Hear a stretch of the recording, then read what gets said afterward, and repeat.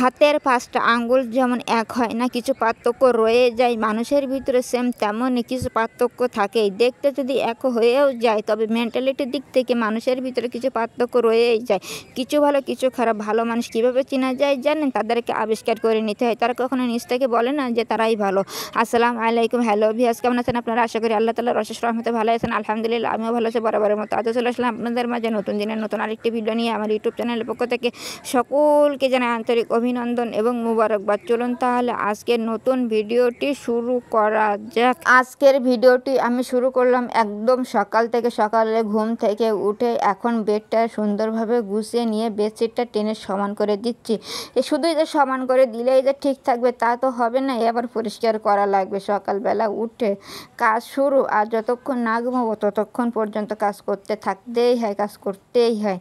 যাই হোক, নিজের কাজ গুছাতে তো হবেই। দেখুন বেডটা গোছানো শেষ। এখন আমি এই যে টেবিলটাও সেটাও এখন সেট করে নেব। শুধু তো সেট করলেই হবে না, সকালে নাস্তা করতে হবে, তার আগে তো টেবিলটা সেট করে মোছাই লাগবে। তাই এখন টেবিলটা সেট করে সুন্দরভাবে মুছে নিচ্ছি। তা শুধু তো টেবিলটা মুছলে হবে না, চেয়ারে তো বসতে হবে, তাহলে চেয়ারটাও তো মুছে এখন রেডি করে রাখতে হবে, যেহেতু একটু পরে এখানে নাস্তা করতে আসতে হবে।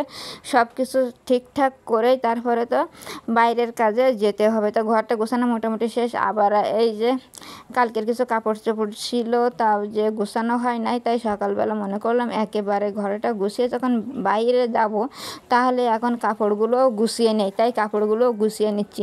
তা ভিউয়ার্স, যারা আপনারা আমার ভিডিওটা দেখা শুরু করেছেন কিন্তু ছোট্ট একটি লাইক দিতে ভুলে গেছেন কিংবা দেন নাই, আপনাদের কাছে আমার একান্তই রিকোয়েস্ট ভিউয়ার্স, অবশ্যই লাইক দিয়ে ভিডিওটা কন্টিনিউ করবেন। কারণ আপনাদের ছোট্ট একটি লাইক আমার কাছে অনেক মূল্যবান। কারণ আপনাদের ছোট্ট একটি লাইকই পারে আমার ভিডিওটা অনেকের কাছে পৌঁছাই দিতে। আর আপনাদের মন্তব্য তো আমার ভিডিও তৈরি করতে নতুন স্পৃহা যোগায়। কারণ আপনাদের মতামত মন্তব্য নিয়েই তো আমি নতুন নতুন ভিডিও তৈরি করতে আরও উৎসাহ পাবো। তাই অবশ্যই আপনাদের মন্তব্যটা কমেন্ট সেকশনের মাধ্যমে জানিয়ে দেবেন। আর যদি ভালো লেগে থাকে তাহলে অবশ্যই বন্ধু হয়ে সাথে থাকতে পারেন এবং বন্ধু বান্ধবদের মাঝে শেয়ার করে দিয়ে আমাকে সাপোর্ট দিয়ে সামনে এগিয়ে নিয়ে যেতে পারেন, যাতে আমার ইউটিউবিং ড্রিমটা আল্লাহর রহমতে এবং আপনাদের দ্বারাই পূর্ণ হয়। তা ভিউয়ার্স, দেখেন অনেকগুলি কথা বলে ফেললাম, প্লিজ ডোন্ট মাইন্ড। আমি আপনাদের সাথে কথা বলি প্রতিদিনই, কারণ আপনাদের সাথে কথা বলতে আমার খুবই ভালো লাগে। এই কারণেই কিন্তু আমার শখের বসে আপনাদের সাথে কথা বলা, ইউটিউবিং কাজ শুরু করা। আপনাদের কেমন লাগে সেসব কিন্তু অবশ্যই কমেন্টের মাধ্যমে জানাতে ভুল করবেন না। কারণ আপনাদের যদি ভালো লেগে থাকে তাহলে আমার তো আরও উৎসাহ বেড়েই যাবে ভিডিওটা তৈরি করতে। তা ভিউয়ার্স, অনেকগুলি কথা বললাম। দেখুন কথা বলতে বলতে আমি অনেকগুলি কথা বলার সঙ্গে সঙ্গে কিন্তু অনেকগুলি কাপড়ও গুছিয়ে নিলাম, যেহেতু এগুলো ভাঁজ করে রাখতে অনেক সময় লাগে, তাই তো একটু দেরি হবেই। তাই প্রচুর সময় নিয়ে করছি। প্লিজ আপনারা বিরক্ত হবেন না, একটু ধৈর্য সহকারে দেখে আমাকে গঠনমূলক মন্তব্য দিয়ে সামনে এগিয়ে নিয়ে যাবেন।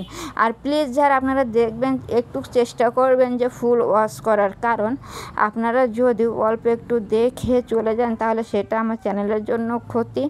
আর প্লিজ কেউ দেখে সাবস্ক্রাইব করে আবার সেটা আনসাবস্ক্রাইব করবেন না, আপনাদের কাছে রিকোয়েস্ট থাকলো ভিউয়ার্স। তাই দেখুন এই যে আমার অলরেডি ডান, সব গোছানো শেষ। এখন চেয়ারটা সেট করে এখান থেকে চলে যাব। তারপরে এই যে নিয়ে আসলো বাজার, আজকে নিয়ে এসেছে কিছু রুই মাছ, এই যে বড় সাইজের 3টা রুই মাছ। এগুলো এখন কাটা বাছা করতে হবে, অনেক কাজ, কারণ আমি কাজগুলো ধীর স্থিরভাবে করি, অনেকক্ষণ সময় লাগবে। তারপরে নিয়ে এসেছে পেঁপে, এগুলো দিয়ে মাছ আর পেঁপে এই দুইটা দিয়ে আজকে রান্না করতে হবে। আর আরেকটা জিনিস আছে সেটা বাসায়, তাহলে বলবো কেন, আপনারা দেখতেই থাকুন, দেখলেই বুঝতে পারবেন যে কি। আগে দেখার আগে পেঁপেটা তো ধুয়ে রাখতে হবে, যেহেতু পেঁপের গায়ে অনেক পরিমাণে আটা থাকে, তাই কিছুক্ষণ ভিজিয়ে রাখবো। রেখে এই এখন চলে আসলাম ডলে ডলে ধুতে। এটা ভিজিয়ে রাখলে কি এর গায়ে থেকে আটাটা সুন্দরভাবে উঠে যায়। ভিজে যদি না রাখা হয় তাহলে কিন্তু উঠতে চায় না, এর গায়ে জড়িয়ে থাকে অনেকক্ষণ। আর যদি ভিজে রাখা যায় তাহলে তাড়াতাড়ি উঠে যায়। এই দেখুন ধোয়াটাও আমার কমপ্লিট হয়ে গেছে। এখন সেই আরেকটা জিনিস সেটা আপনাদের দেখিয়ে দিচ্ছি, এটা হচ্ছে শসা।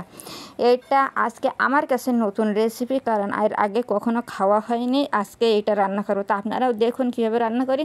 তার আগে মাছগুলো তো ব্যবস্থা করতেই হবে। মাছগুলি এখন এই যে কেটে বেছে সুন্দরভাবে ভেজে নিচ্ছি, যেগুলো আজকে লাগবে, আর যেগুলো না লাগবে সেগুলো ফ্রিজে উঠে রেখে আসলাম। তাই সুন্দর করে তো ভাজতেই হবে, লাল লাল করে, তা না ভাজলে তো তরকারিটা ভালো লাগবে না, তাই একটু সময় নিয়েই ভাজতে হবে। এই যে সেই শশাটা, এখন দেখুন শশাটা ধুয়ে সুন্দরভাবে কেটে রেখে দিয়েছি। আর সেই শশাটা এখন আমি চাপিয়ে দিয়েছি চুলোর উপরে, শুধু পানি দিয়ে আসে শশাটা এখন একটু সিদ্ধ করব।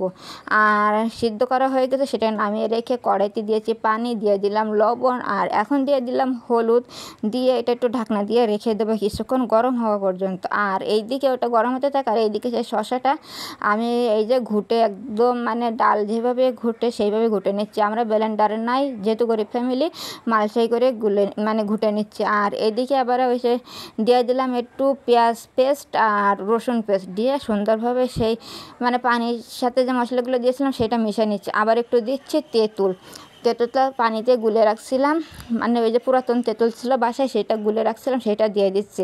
আপনারা অবশ্যই গেস্ট করতে পেরেছেন যে খাটা রান্না করছে। এই দেখুন এখন সেই মানে ওই যে ঘুটে রাখছিলাম মালসায়, সেটাও দিয়ে দিয়েছি। দেখুন ভিয়াজ কত সুন্দর একটি খাটা হয়ে গেছে। এই রেসিপিটা জানা ছিল না, আমার কাছ থেকে শিখে আজকে রান্না করলাম। খেতে কিন্তু দুর্দান্ত হয়েছিল।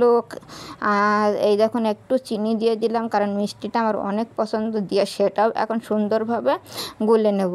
আজকে একদম নতুন রেসিপি, নতুন হিসেবে রান্না করছি, অসাধারণ লেগেছে। আর আপনারা কে কে এই খাটাটা খেয়েছেন, শশার খাটা, অবশ্যই জানাবেন ভিউয়ার্স।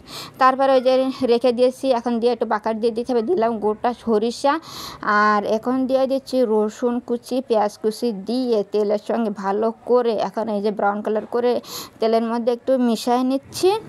এই দেখুন সুন্দর করে ভেজে এখন একটু মেলাই নিচ্ছি। এতে দিয়ে দেবো সেই খাটাটা, দিলে এত সুন্দর খাটা হবে যেটা খেলে আপনারা সত্যিই ফ্যান হয়ে যাবেন। কারণ নতুন রান্না করে খেয়েছি, আসলে খুবই মজা হয়েছিল, আমি এর ফ্যান হয়ে গেছি। ইনশাল্লাহ আবারও তৈরি করবো, আর আপনাদের যদি ভালো লেগে থাকে অবশ্যই তৈরি করতে পারেন। এই দেখুন কত সুন্দর হয়েছে দেখতে খাটাটা। আমার তো এখনই ভয় দিয়ে আসে, মনে হচ্ছে আবার একটু খেয়ে নেই। আর কারা কারা খেয়েছেন, কারা এর থেকে বেটার রেসিপি জানেন, আমাকে একটু জানাবেন কমেন্টের মাধ্যমে, তাহলে আমি আর একটু উপকৃত হবে। এই যে ফাইনাল লুক, আজকে দেখেছেন কতগুলি খাটা করেছি, এটা বলে আর মোটেও ছিল না। এই এক হাঁড়ি খাটা তাও কিন্তু কুলায়নি, কারণ অনেক মজা হয়েছিল খাটাটা। তারপরে এই যে চলে আসলাম সেই পেঁপেটা রান্না করতে, মশলা দিয়ে সুন্দরভাবে কষিয়ে নিচ্ছি, কারণ কষানো ছাড়াই তো তরকারি রান্না করা যায় না। সমস্ত প্রকারের সব মশলা দিয়ে এখন সুন্দরভাবে কষিয়ে নেব। আর কষাতে গেলে তো আর একটু ঢেকে ঢেকে কষাতেই হবে, কারণ কষানোর সময় যদি ঢেকে না দেয় তাহলে এটার ভিতরে প্রপার মশলা যেতে পারে না, তাই এই যে ঢেকে দিলাম ভিউয়ার্স। এই যে তারপরে উতলাই গেছে, এখন তো এর সাথে একটু মাছ অ্যাড করতেই হবে, তাই চলে আসলাম মাছগুলো অ্যাড করতে। আমি এক এক করে মাছগুলো অ্যাড করতে থাকছি। ভিউয়ার্স বাইরে যদি কোনো আওয়াজ আপনাদের কাছে পৌঁছায়, প্লিজ একটু মানে কনসিডার করবেন, অ্যাভয়েড করে আমার ভিডিওটা দেখবেন, কারণ ভয়েস দিতে গেলে খুবই সমস্যা হয়, বাইরের আওয়াজ চলে আসে। Please don't mind, stay connected, আপনাদের কাছে রিকোয়েস্ট থাকলো। এই যে মাছগুলি দিয়ে দেওয়া হয়ে গেছে, এখন আমি আরেকটু ঢেকে 2-5 মিনিটের মতো জাল দিয়ে দেব। এই দেখুন 2-5 মিনিট পরে ফিরে আসলাম। এই যে ফাইনাল লুকটা হয়ে গেছে। কেমন হয়েছে আজকে দুইটা রেসিপি আপনারা জানাতে কিন্তু ভুল করবেন না। ভালো লাগলে বন্ধুদের সাথে থাকতে পারেন, লাইক কমেন্ট শেয়ার করে সাথে থাকবেন। এই পর্যন্তই, আল্লাহ হাফেজ, আসসালামু আলাইকুম রহমতুল্লাহ।